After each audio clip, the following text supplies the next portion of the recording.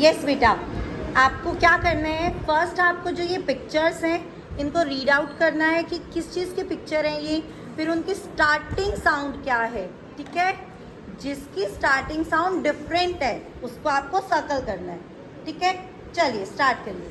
Cat, very good, dog, yes, car, cup, very good. तो starting sound क्या है इसकी, कप, क। नेक्स्ट, ड, वेरी गुड, कप, यस।